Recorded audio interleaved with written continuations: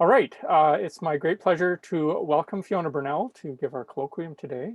So Fiona and I met at UBC. We go back, we were both in the same, well, not the same time, but almost, but in the same first year program, Science 1, and I met her through that.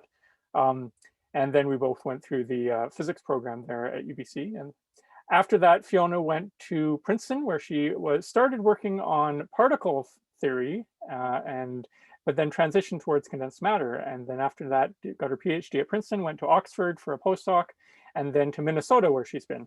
Right now, she's sitting in New Jersey at the Institute for Advanced Study in Princeton. And then this is for a sabbatical year, right? Yeah. Okay, They're going great. back in a few months. All right, and she's going to tell us about exact many models of many-body quantum scars. So take it away, Fiona. Great, thanks. And I realize that the title sounds probably much more specific than what I'm going to talk about today. And actually, a lot of this is going to be sort of, I'm going to spend a while giving you the context for this word, this intriguing sounding term, quantum many-body scar. And so our story actually starts with a kind of basic question. So let me remind you of something that you all learned in undergraduate physics, which is that thermodynamics exists. Okay, the world around us as we observe it always is going to tend towards thermal equilibrium. So if you have a hot thing and you put it in contact with a cold thing, the heat will flow from the hotter to the colder, and eventually everything will look homogeneous and is described by a small number of thermodynamic variables. Okay, so that's great. And then a little later in your maybe undergraduate program, you learned why we think this happens. In other words, you probably took a course in quantum statistical mechanics, and what you learned in that course is that basically okay, well, we define this thing and it's called the partition function. And basically what it tells us is that we should, if we want to sort of look at some, quantum mechanical system, that what we should do, is basically that we should calculate any physical quantity by summing over all of the eigenstates in the system, weighted appropriately by their energy. So, for example, here's a model of a spin system. Okay, it's got like, I don't even know how many I drew, but it's got a whole bunch of spins, right? Each spin can be in two states. So this is a very big Hilbert space, but in thermal equilibrium, we can describe it by some simple variables, such as the magnetization, right, which would be the number of spins up minus the number of spins down, averaged over all eigenstates of the system, again, with each eigenstate weighted by its energy. Okay, so great. Again, familiar stuff, undergrad stuff. But now, if you think about this, there's something a little bit troubling here. And this question was first really worked on seriously by Mark Strzednicki back in the 1990s. And he was perturbed by the following question, which is basically, what if the universe is in some pure quantum state? Okay, what if the universe is started off in some eigenstate of its Hamiltonian, whatever that is? Okay, so the universe is some closed system, and if it started off in the eigenstate of its Hamiltonian, obviously we know that in quantum mechanics, under time evolution of your own Hamiltonian, a closed quantum system, if it starts in an eigenstate, it will stay in an eigenstate forever. So if that's the case, how is it that we observe statistical mechanics, which again comes from averaging over these large number of states? So, if you think about it in the right way, this is kind of a disturbing question. I have a simple question here. Yeah. So about in the previous slide is saying, so is it an assumption that we are considering the universe is starting at the eigenstate? Okay. Yes. This is a thought experiment, right? Okay. It's like, okay. but I mean, okay, and I say the universe mostly because I like this cool picture, which is much more beautiful than a picture that I can draw of most quantum mechanical systems. But you can ask the same thing for a laboratory system, right? I mean, in as much as you can isolate your system from the environment, I mean, many things you kind of observe they're closed quantum systems, and you observe local thermal equilibrium on timescales that are much larger, or much faster than the timescale of coupling to the environment. So you can ask the same question. Mm-hmm. Thank you. Yes, Thank you. yes. I am absolutely not saying that we know anything about whether the universe, Yes. started in Started as, yep. of anything. Yeah. Yeah. Thank you. Thank you. I think, yeah. If I did know that, yes, exactly. yes, it would probably be a significant result. Yes. Yeah. So right. So in any case, this sort of, like I said, quantum statistical mechanics, we have to sum over all eigenstates weighted by their energies. Here in a pure quantum state, we start in an eigenstate. There's only one eigenstate. It's going to stay in that eigenstate forever. So where's the sum? Okay. And so the question that Srednicki was interested in is, can we reconcile these two pictures? Okay.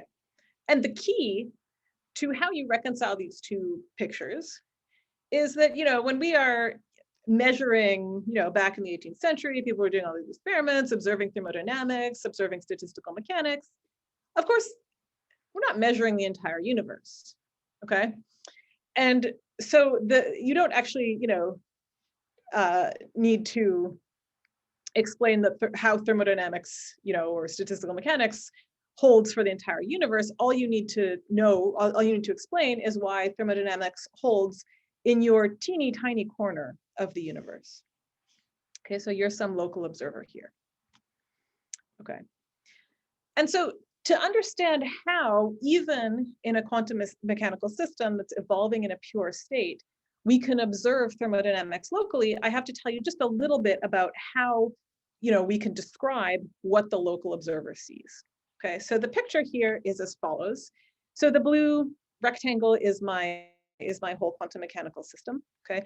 And I've divided it into, everything in this box is my quantum mechanical system. I've divided it into two parts. The blue part, which is, I'll call B, okay? And the white circle in the middle, I'll call A, okay?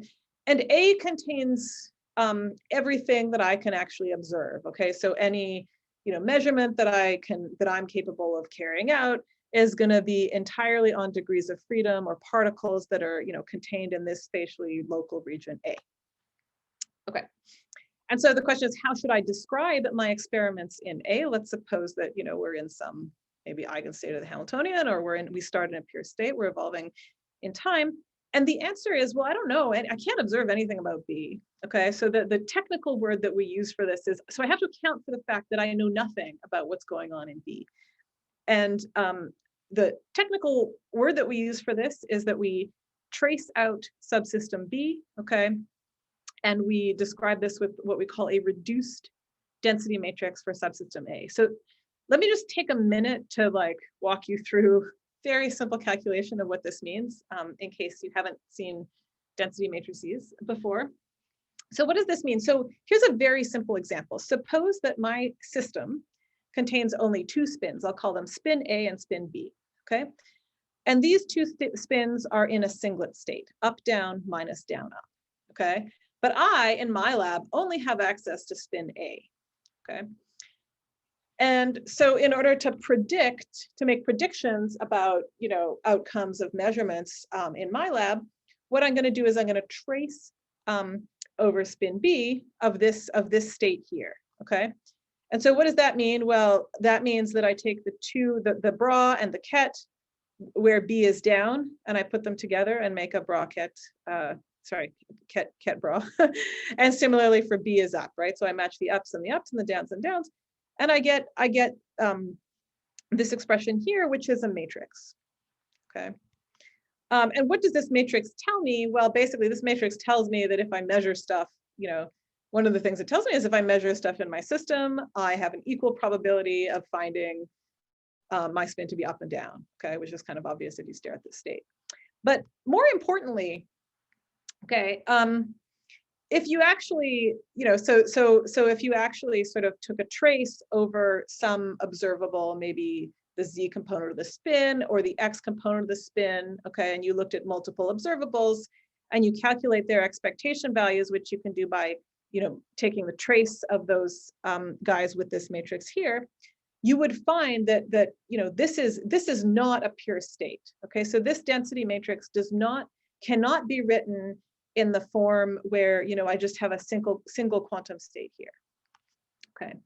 And so the moral of the story is that when I trace over subsystem B, okay, even when my whole system is in a pure quantum state, locally, and at a technical level, I describe this with this density matrix. Locally, the system looks like it's in some kind of mixed ensemble. Okay.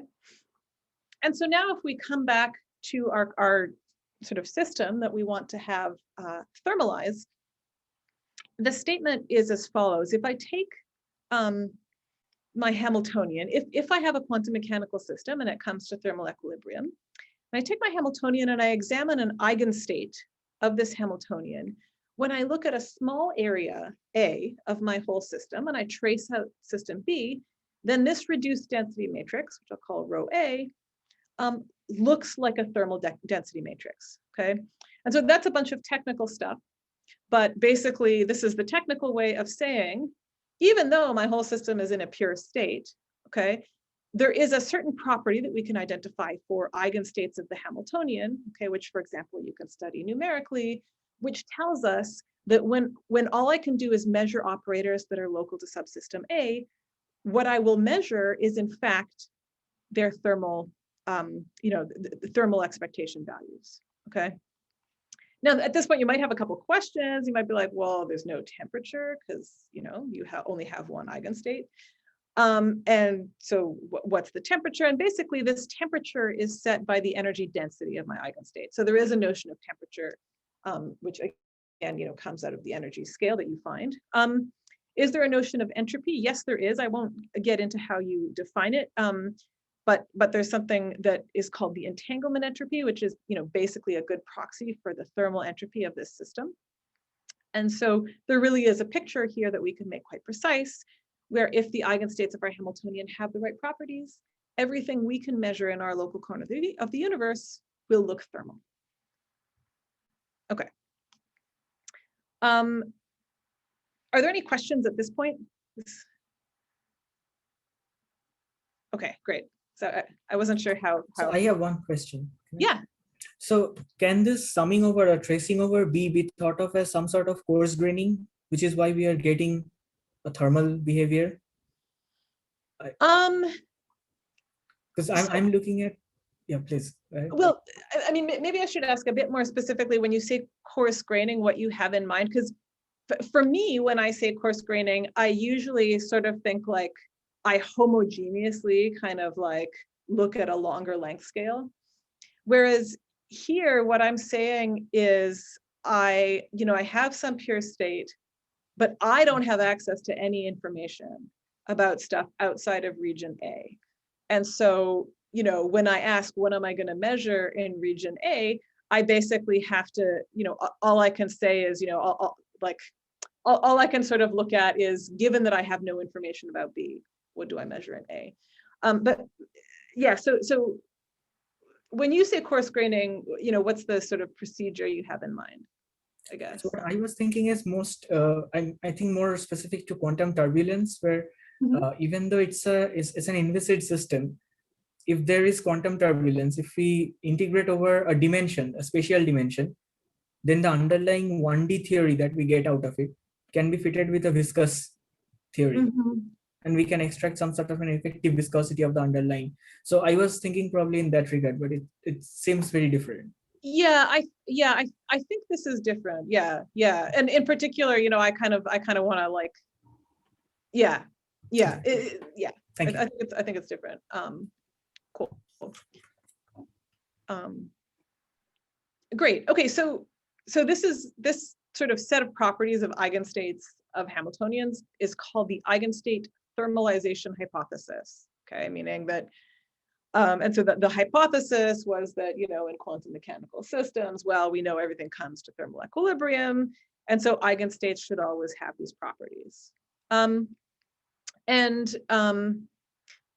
Indeed, if you pull a generic interacting quantum mechanical system with lots of particles out of your hat, this is the typical behavior that you would expect. Okay, so most systems thermalize.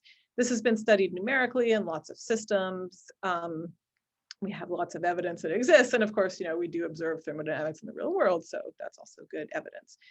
And I think, one way to think about this is that, our measurements in A can't tell us anything about B, right? And so there's really no contradiction between saying we see statistical mechanics and everything being, kind of homogeneous and boring maybe at high temperatures, even though perhaps the eigenstate of the whole system is very, very complex. It's just that, our local observables in our little corner of the universe, unfortunately don't reveal very much about the sort of global nature of the universe's wave function, if you will. Okay. So that's sort of piece one of our story. And then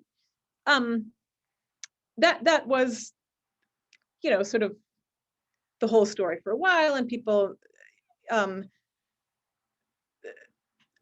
thought about, this in the context of a certain class of systems called integrable systems for a while. But I would say, for a long time, there was sort of this story plus some details. But the next question that I want to address, the next question you might ask, obvious logical question to ask is, do all closed quantum systems thermalize? So do they all obey this eigenstate thermalization hypothesis? Okay. And the answer to that is no. And as I said, there was, I think, sort of going back quite some time, there's been work on some rather complicated systems called integrable systems, and how they sort of are not thermal in rather special ways. But I want to kind of highlight for you a very extreme example, which we've only really understood much more recently, of how, quantum mechanical systems don't necessarily thermalize. And so to explain this to you, I want to sort of take a slight detour and tell you a little bit about what happens when we take just a very simple model of electrons in a material and we add disorder to it. So what I've sketched out here is a kind of textbook cartoon picture of a crystal, okay? And this doesn't look very much like a crystal, but this wavy line here represents a potential, sort of background potential due to the atoms. And for my model, the atoms are going to be fixed, okay? So we don't have any phonons or other kind of lattice degrees of freedom. Their job is just to make this rigid potential, okay? And then in this potential, I'm going to put some electrons, and the electron can kind of hang out in one of the local minima of the potential well, or since these minima are all degenerate because this potential is periodic, it can certainly tunnel across different minima in a resonant way, right? Same energy here. Okay. And, so now if you take a course in solid state physics, you will learn about how in some cases, this simple textbook model predicts that the material will be a metal, and we have electrons that can move around. And so of course, that's how your metal comes to thermal equilibrium. The electrons are going to carry heat. They're going to carry charge. They're going to carry, whatever you need in order to attain some kind of equilibrium state. Okay. So this is great. And if you look at real materials, often this textbook picture saying that the atoms form a regular periodic lattice is a good approximation, at least to the extent that you can neglect kind of lattice vibrations and so on. So, for example, on the left here, I have a scanning tunneling microscope picture of graphene, and you can see that this looks pretty periodic. But this isn't always a very good approximation. So there's many materials that look more like this, right, where we see some, some kind of structure, but there's also all these white blobs and black gaps and so on. And there are many, many materials where we have, so we would call this disordered. In other words, there is some kind of wants to have this periodic structure, but there's all this dirt in here, okay? And there's also lots of materials that look more like this. Okay, and so you can ask, well, again, we're gonna kind of forget about what happens when the atoms themselves start to move, but you can ask what happens to this textbook picture when we start to add disorder, right? And so as soon as these potential minima are not at the same height, the tunneling is no longer resonant because, states in this well have slightly different energies than states in this well. And so you can imagine this might be a problem. And in particular, to make a long story short, in particular, quite generically, when the crystal is very disordered, your electrons are going to get stuck, okay? So, and stuck means that, in fact, if you look at the wave function of this electron, it's going to be localized, exponentially localized around, the minima of this potential. And this is true not only for electrons that are sitting deep in these potential wells, but this is actually true for all of the electrons, okay? This is known as Anderson localization. So that's kind of interesting. It's a way for, it tells you that if you, take a metal and you make it disordered, it'll become this kind of what we call Anderson insulator. But from the point of view of what's of interest to us today, you can also see that, unsurprisingly, if the electrons are spatially localized, now we have nobody to carry current, energy, and so on. And so you might guess that, and you would be right, that this is a system that doesn't thermalize, okay? Now, this cartoon model looks very simple, and it turns out that it is very simple in the sense that it lacks, like in a qualitative sense, because it lacks interactions between the electrons, right? So, and that's actually a dramatic simplification over what we expect in real physical systems. And so from the point of view of sort of asking these questions about whether quantum mechanical systems generically thermalize, I think the most surprising fact sort of started coming out in around 2007 with works by Basco-Allener and Altschuler, as well as Ovanesian and Hughes, where they realized essentially that the same thing can happen, that with large amounts of disorder, the same thing can happen even in systems where we do have interactions between these particles, okay? Because like I said, in my model, my electrons were not talking to each other, and in Anderson's model, the electrons kind of didn't see each other at all. But you can actually add those interactions, and you can get into this regime where something, maybe it's the sort of charge of the electron, maybe it's the direction of a spin, but whatever it is locally conserved. And this means that energy, for example, cannot flow effectively through the system, and your system won't thermalize.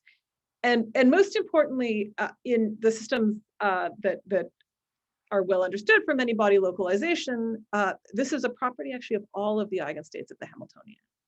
Okay, so no matter what sort of configuration you pick, you're going to have just everything being locally stuck and no thermal equilibrium.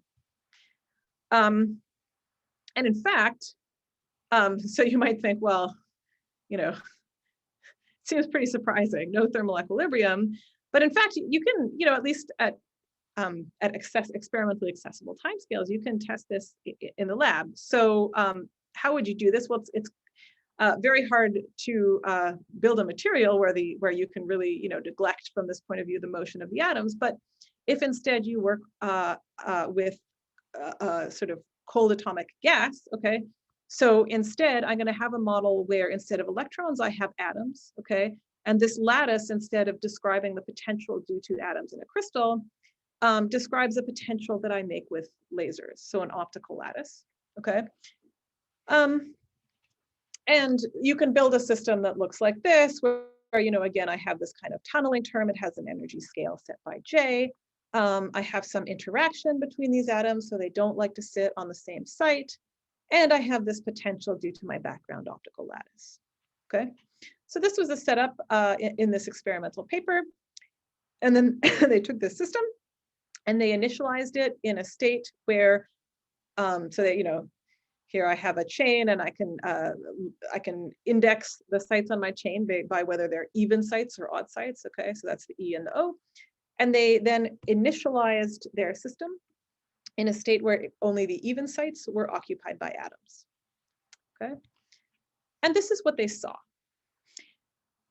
So here delta, and okay, so delta here, sorry, I should mention this. So U is the interaction strength.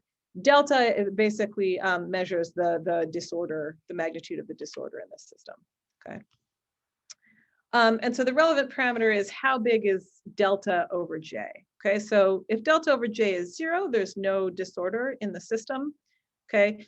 you can see that, so the imbalance here basically just measures the difference in the probability that you see an atom on an even site and the probability that you see an atom on an odd site, okay? And you can see that in the absence of disorder, okay, even though you start with an imbalance of 1, okay, because all of the atoms are on even sites, very quickly on the time scale of this experiment, the system kind of bounces around a bit, and then it just relaxes to having this imbalance be 0, which obviously is the kind of equilibrium state of this system.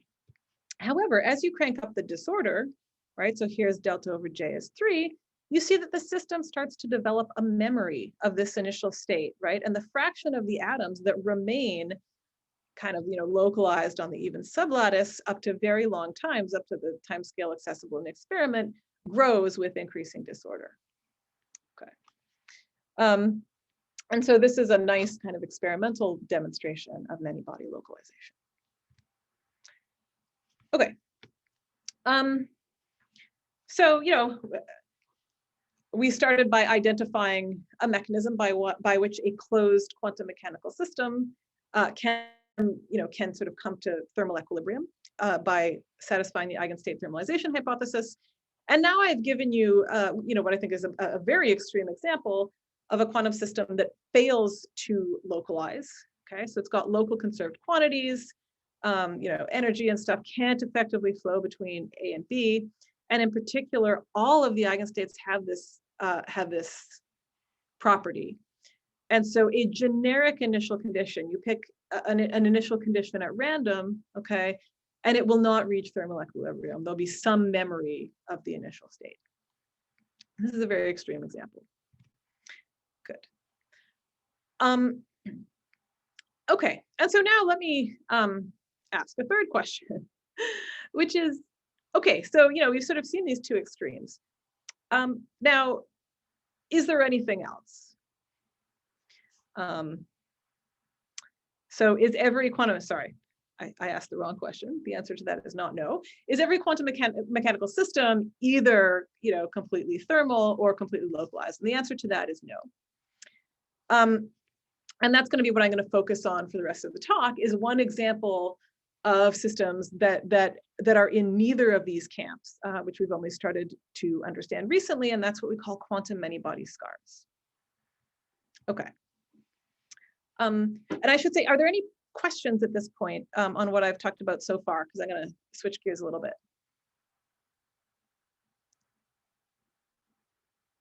Doesn't look like it right now. Okay, great.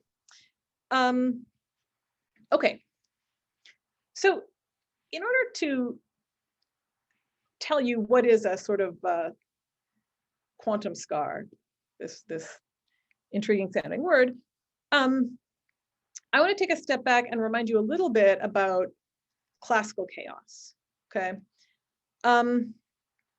So these are some pictures of things that can happen when you have a classical system, and it's actually a simple classical system, okay? This is what people call like a stadium billiard. It's just this sort of slightly funny shaped oval, okay? And the problem here is that you just have a particle, and all it does is it bounces off the walls of this billiard, okay? But it turns out that, for many of these shapes, in fact, just this very simple problem of a ball bouncing off the wall of this billiard stadium is complex enough that for almost every kind of initial trajectory that you can give this ball, its initial position and momentum, it will eventually explore, all of the phase space here, okay? And that's what we call chaos.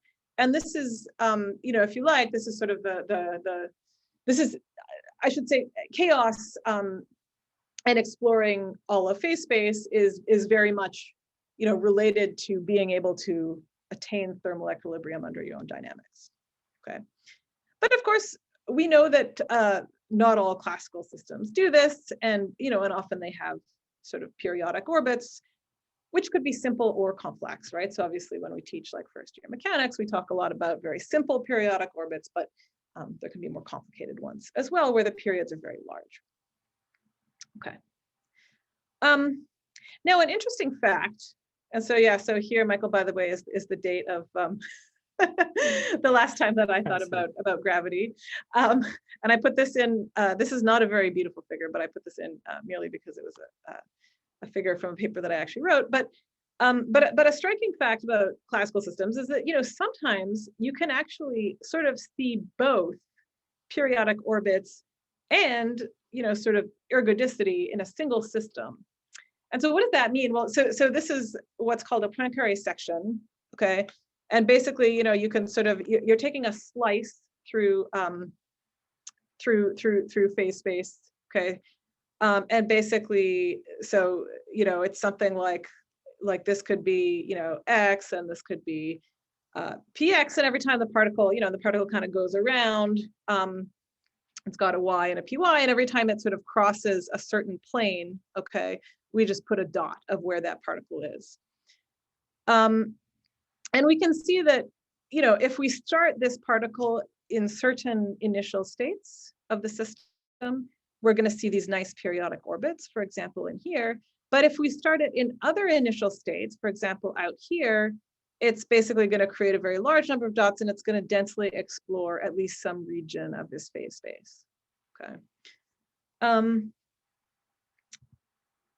And right. And so these are systems, this is, kind of qualitatively the analog of the kind of system we might be interested in that it sort of looks like a system that exhibits a mixture of some kind of ordered behavior, right? Which is, predictable, remembers your initial condition for a very long time, and so on, and some kind of thermal-like behavior where we have this quantum chaos. Okay. And now I should say, okay, so now let me come to quantum scars. And I should say that the term quantum scar was coined by Eric Heller, and he noticed that if you look at quantum mechanical systems that have a small number of particles, like one particle, that many of them have this interesting feature that, so you take your quantum mechanical particle and you put it into a complicated classical potential. And that classical potential doesn't have periodic orbits, but that are stable, right? So classically, you're not going to see periodic behavior, but it often will have unstable periodic orbits. And in quantum mechanical systems, this often gives you a kind of scar, what he called a scar, where in fact, if you prepare your quantum system, you can't prepare it at a single point in phase space, but if you prepare it in a kind of blob, localized around a position and momentum associated with this unstable classical orbit, that you will actually see, periodic behavior for a long time. And so this is what he called the scar left by the unstable classical periodic orbit in the quantum mechanical system. I have a question. Yes. So, I mean, what do you mean by, could you please elaborate a little bit on taking a quantum particle and putting it in a complicated classical potential? Yeah. So in particular, I mean, you can do this in a quantum mechanical system that only has one particle in it, right? So you just, you write a Hamiltonian, and it's p squared over 2m plus v. And complicated. Yeah, where v is, so the simplest, simplest. An example of this is you can take a harmonic oscillator and you can basically add a bunch of anharmonic bumps to it. And you can see this behavior even in such systems. Yeah. Okay, cool. Yeah. So I mean, basically you have some Schrodinger equation, and it's hard to solve because the potential is nasty. But we're not trying to solve a system with 1,000 electrons in it or something. Okay. Yeah. Thank you very much. Do you get simple things like this in a stadium? Okay. Yeah. So good. I think so.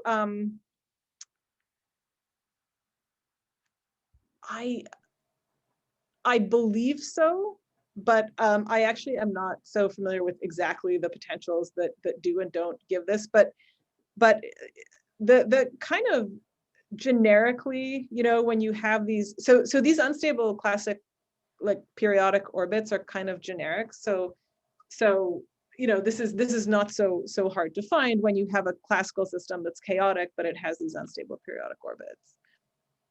Does that? Hey, Dr. Forbes, I just wanted to contribute to that because my advisor, Dr. Tomsovic, he has worked on stadium billiards, and I have seen quantum scars like this in stadium billiards. So yes. Okay. Thank you. Thanks. Cool. Yeah. And so, okay, so here's just some nice pictures that show that, again, so this is like, you could do this, in a laboratory setting and really observe these things. Okay. And okay. So this is an interesting sort of observation that, we do have these, again, if you sort of started your particle, again, your kind of blob, okay, sort of localized around a generic position and momentum, it would not, have this nice periodic behavior. But if we pick a specific location, sort of, if we center our blob around this unstable classical periodic orbit, we get this kind of regular periodic behavior. And so this, this looks sort of very similar to these pictures that I showed you of these classical systems, which can exhibit both periodic and sort of ergodic or thermal behavior. But from our point of view, this isn't quite what we're after, because a closed quantum mechanical system that only has, for example, one particle in it, doesn't, we don't usually think of that as coming to thermal equilibrium. And so the really interesting thing is that, in fact, recently, we have understood that it appears that there is a many-body analog of this kind of quantum scarring. So that's the story I want to tell you in the remaining time of my talk. So this story actually starts with an experiment. So this was an experiment, I don't think I actually have the reference to the paper, but this was an experiment out of Misha Lukin's group. And they had a chain of what are called Rydberg atoms, okay? So that is to say, each of these green dots is a two-state system, which I can represent with an arrow that points up or down, okay? And this system has a Hamiltonian, which I'm not gonna describe to you. It has, but it has both kinetic and interaction terms between these atoms, okay? And what they did is they took their chain and they started it in this innocuous looking state, down, up, down, up, down, up, down, up. It's easy to prepare in the lab. And under the Hamiltonian that they have, this corresponds to a very high temperature state. So you would naively expect that it would rapidly come to thermal equilibrium and that this might look rather boring. Instead, what they saw were these relatively long-lived oscillations, okay?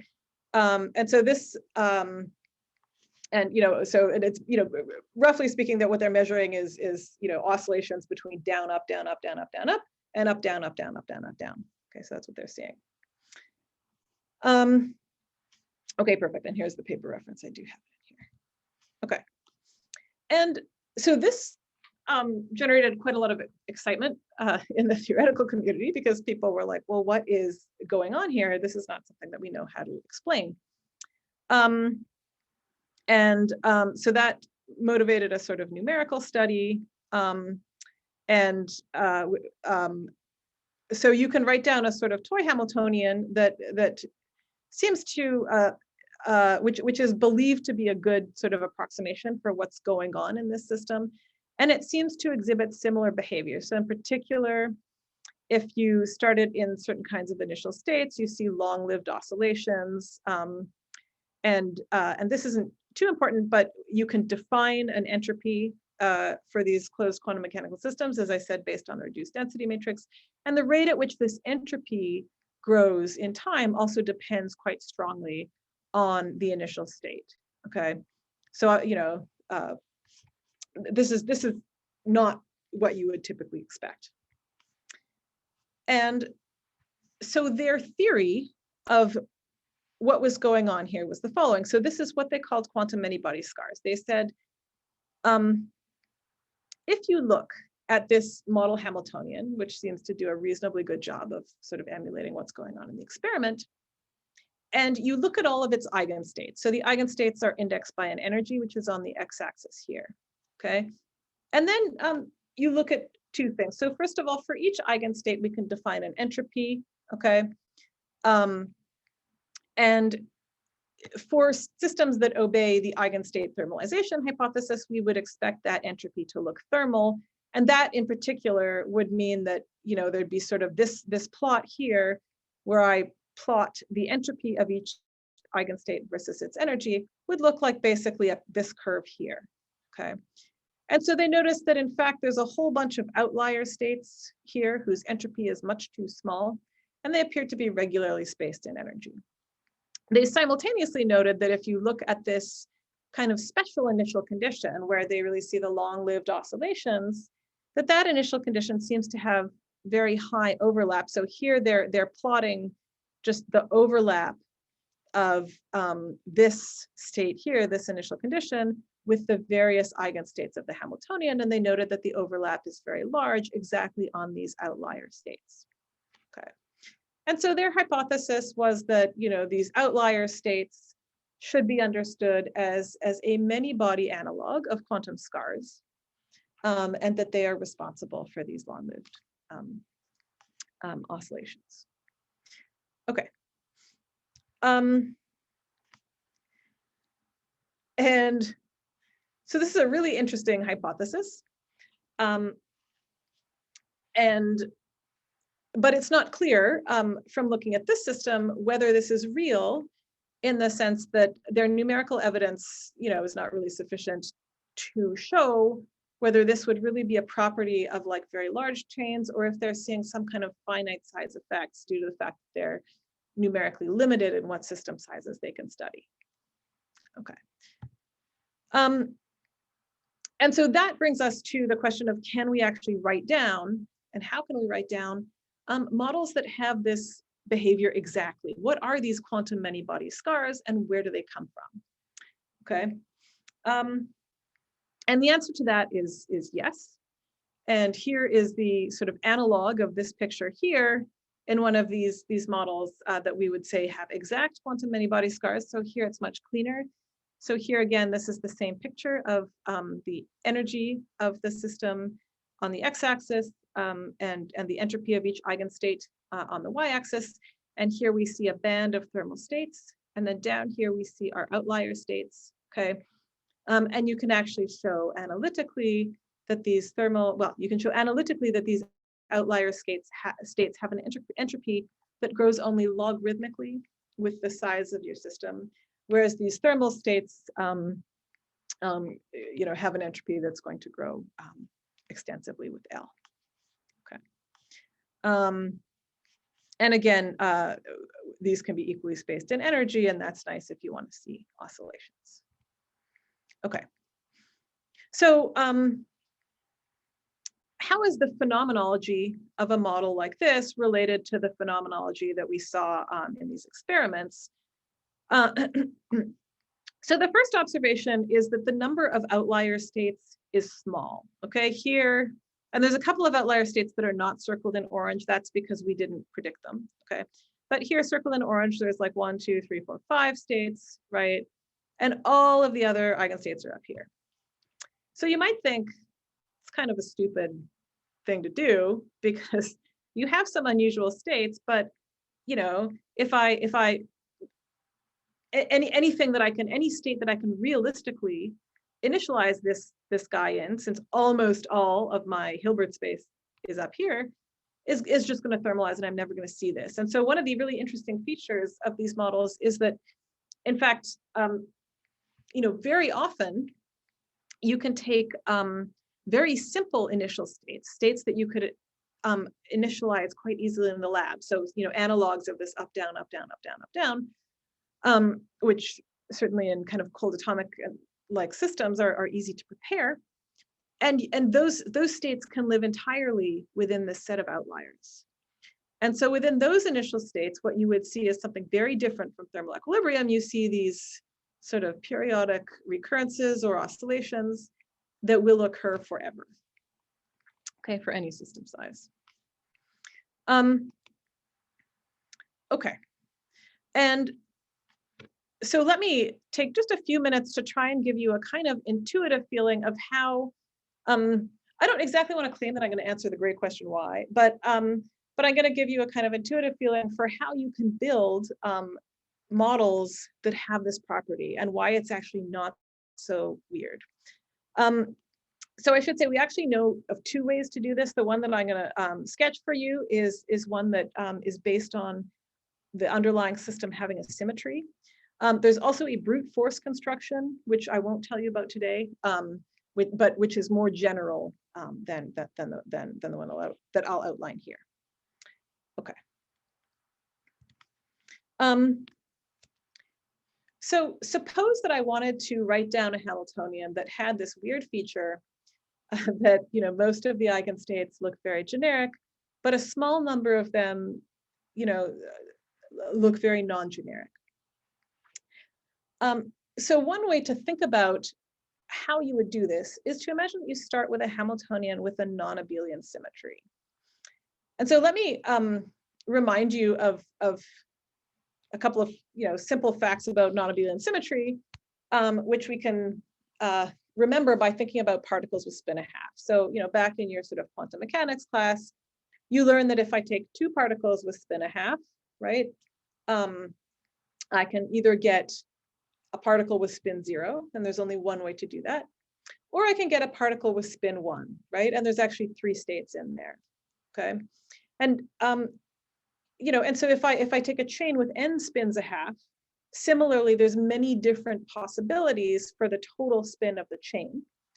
And if my Hamiltonian conserves s, you know, commutes with the operator s squared, so conserves total spin, a picture of that Hamiltonian is going to look something like this.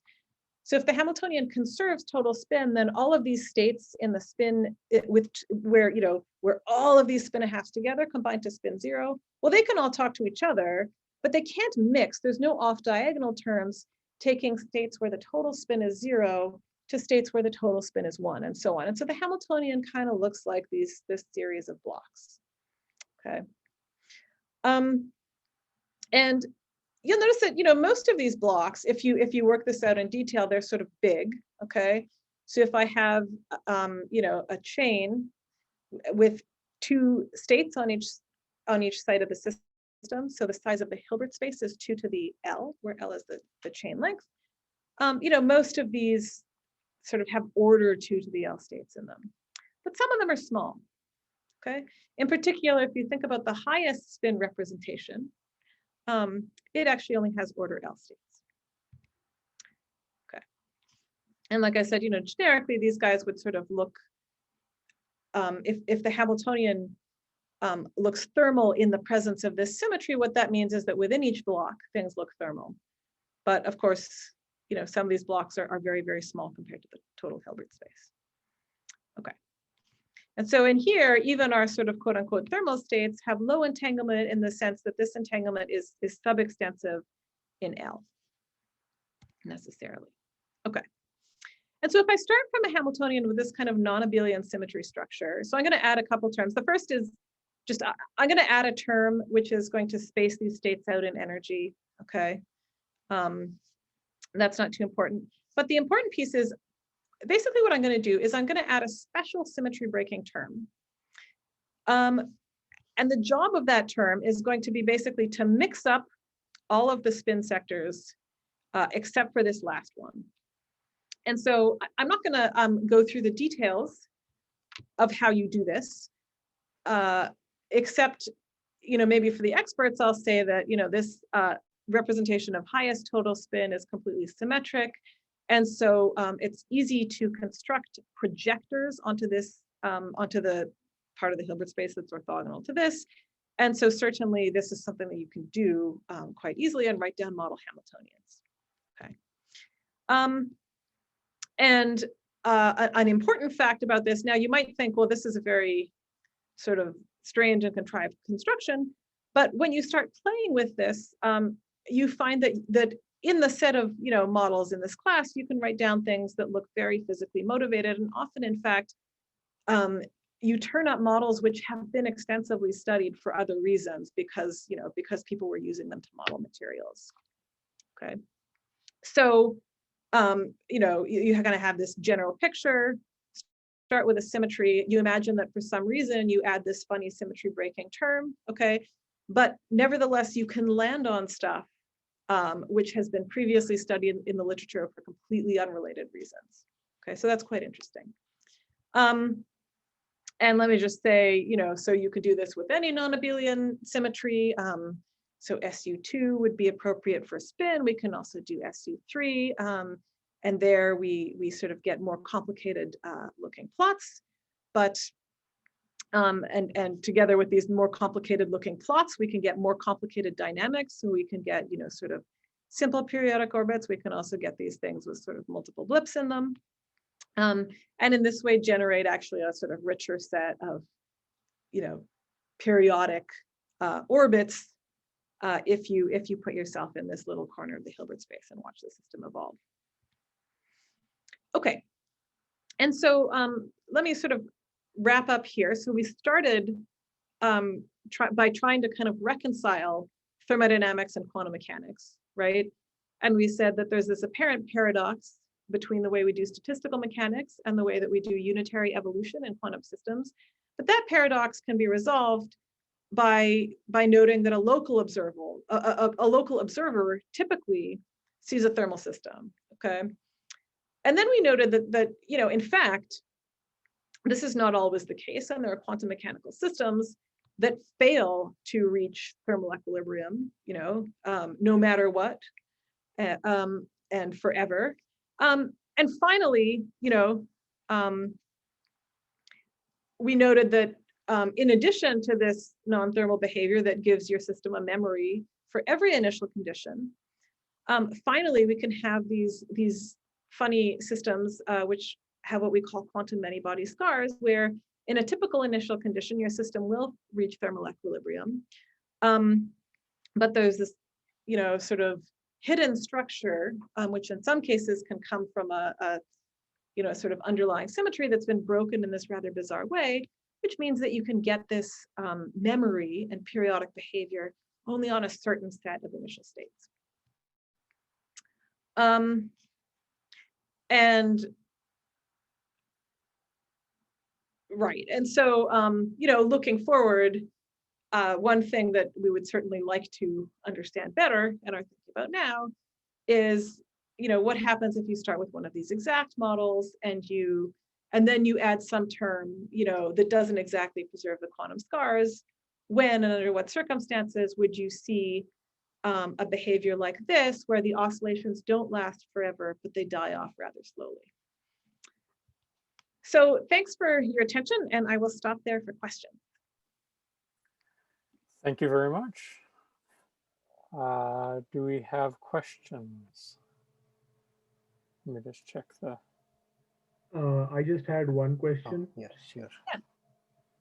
So Dr. Burnell, I was just wondering, I mentioned earlier that my advisor is Dr. Tomsovic. I don't know if you've heard of him, but he has also worked on quantum scars, and he had made use of semi-classical techniques of wave packet propagation to reveal the scars.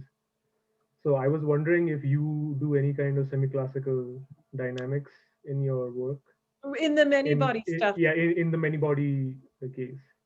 I haven't seen a lot of work on quantum scars in many-body in quantum systems, and this is the first time I'm hearing about it. Right. So, okay. So first, I personally have not, but people have thought about that. So Misha Lukin's group, and I believe the first author is Wenwei Ho.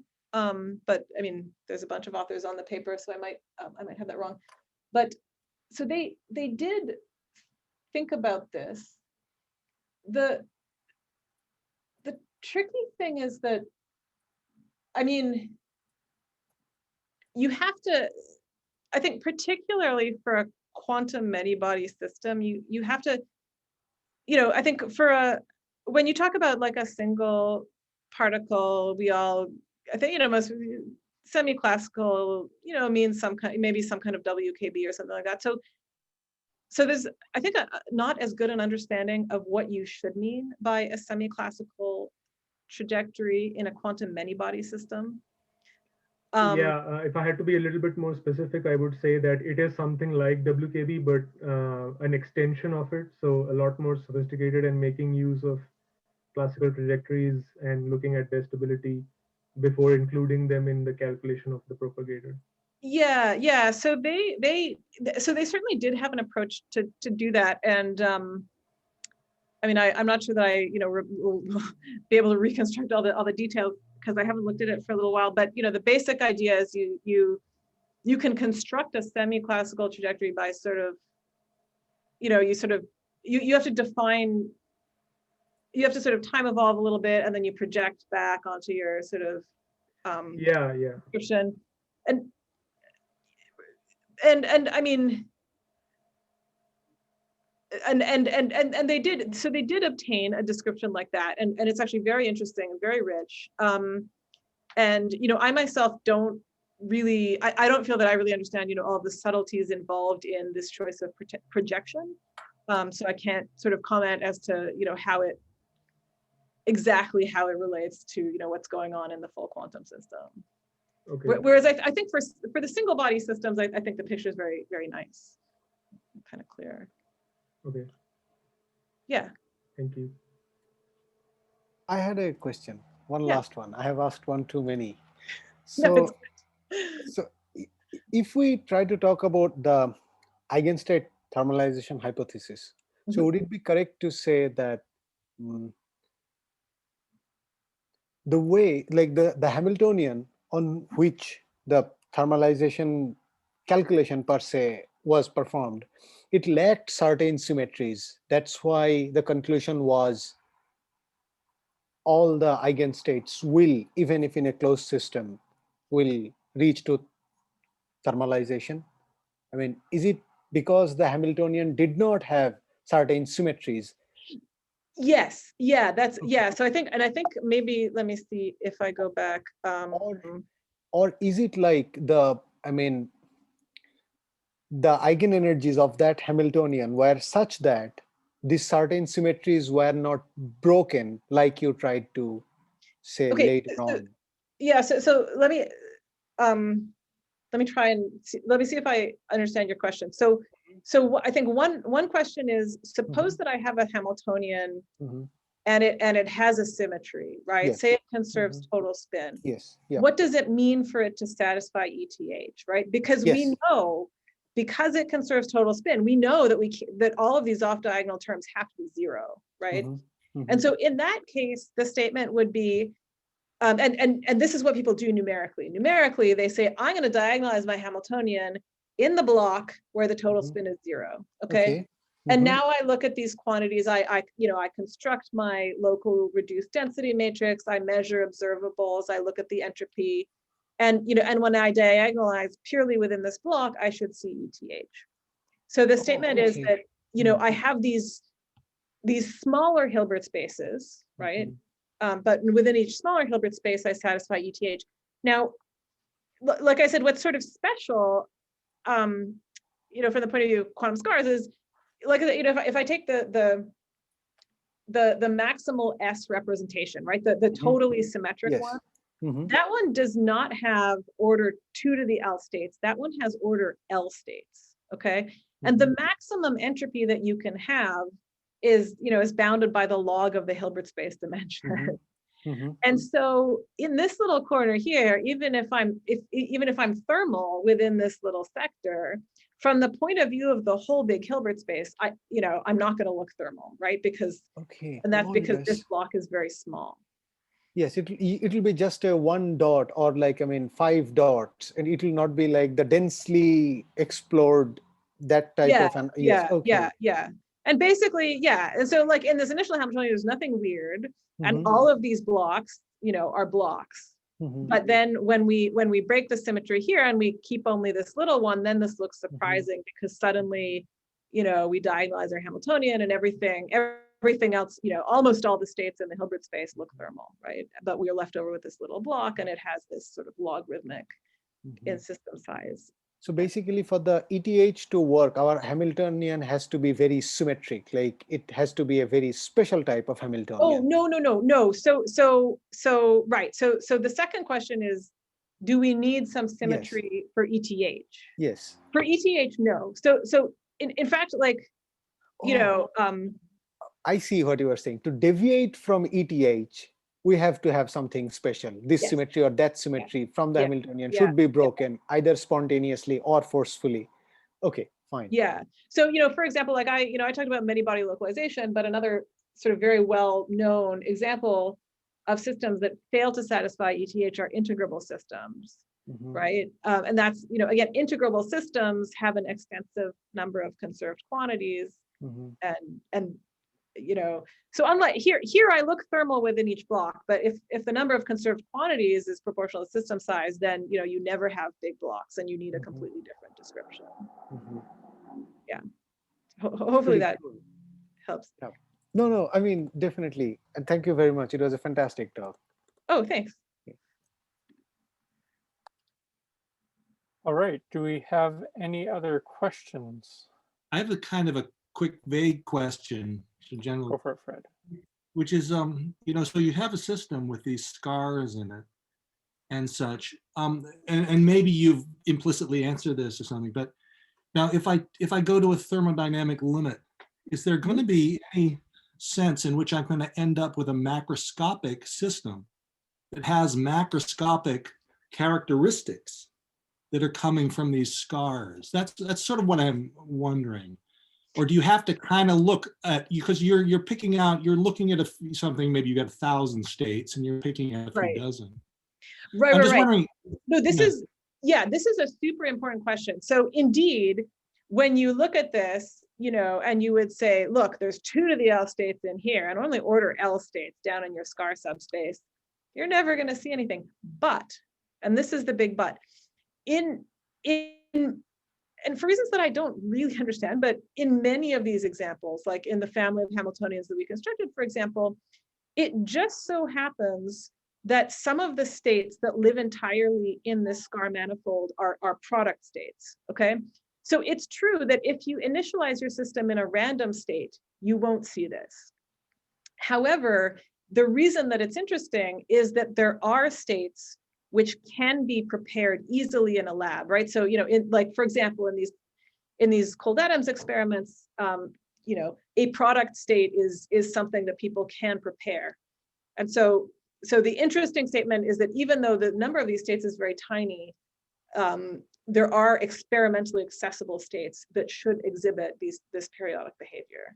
Does that address what you're thinking of?